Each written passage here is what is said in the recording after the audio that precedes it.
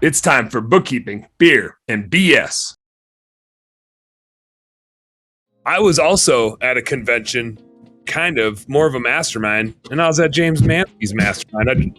I got behind the wheel. I took that 6-hour drive down to Omaha. It was a beautiful drive. Now, and I actually prefer, with a 6-hour drive, you're kind of like damned if you do, damned if you don't, right? If you fly, you're going to spend 6 hours trying to fly anyway, and it's safer to fly, but you're going to run the risks of everybody else's timeline and schedule, where at least when you drive back to Van Dieb 7, you're in control. James, this is, I believe, the second mastermind you've done, correct? Yeah, so this one was the first mastermind. The last one I did was more of a conference where it was just speaker. And a lot of the feedback after the last event was we had so many questions from speakers and it was too short. So they couldn't spend time with the speakers because it was just speaker after speaker after speaker.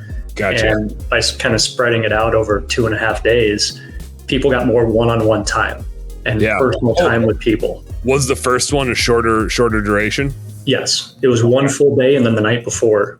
Okay. Welcome party. Yep. So you added another full day on? Yes. That was one thing I noticed is we really had just like 3 speakers a day, and there wasn't like a chop, like got to get to the next thing. There was plenty of time to ask questions and just have a conversation here, and it felt a lot more relaxed, but also a lot more valuable in that sense. Yeah, and I've been to, there's a time and place for big conventions, but 90% of the time you don't get to ask any questions to any speaker, or there's a time delay and you get cut off. So I never wanted that. I wanted something that was more free flowing, and like you said, it's not rushed. Whatever questions come up. But more importantly, everybody with attendees and sponsors and speakers, we're still in that community where you could have one-on-one talks, one night, and then the next day, the next night, the next day. So it was more personable for connections and creating business ideas, figuring out hurdles that somebody did, as a dentist versus somebody just starting out. So that's why I wanted multiple different industries and different levels of business.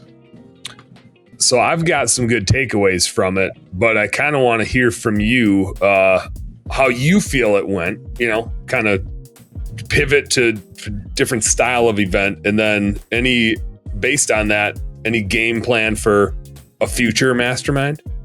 Yeah, I was very pleased. Like, the team did an amazing job setting everything up, prepping everything.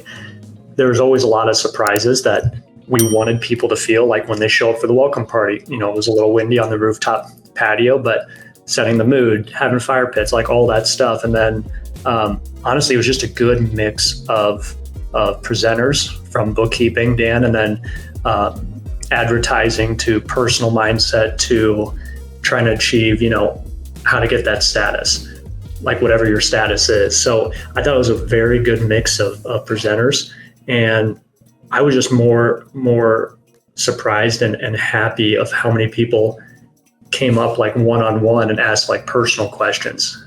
And every time that happened, that's why I wish one thing would have gone different. They'd come up to me, throughout the weekend and give me an awesome question. I'm like, dang it, everybody in the room would have benefited from this question. Why didn't you answer or ask it earlier? But people are just shy. They're not used to that type of setting. So I think for the next one, it'll be a little bit more well-known, where people are able to ask individual questions where they're struggling or what their hurdles are in their business. Yeah, one of the young dudes there started asking me a question just kind of like over lunch. And I was like, oh, we ought to save this because we're going to need to do that. We're going to need to go over this and rehash this once everybody is available and like in here anyway.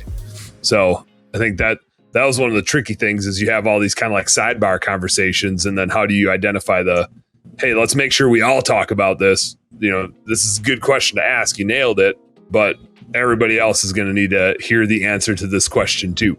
So did you guys do a roundtable, an issue roundtable?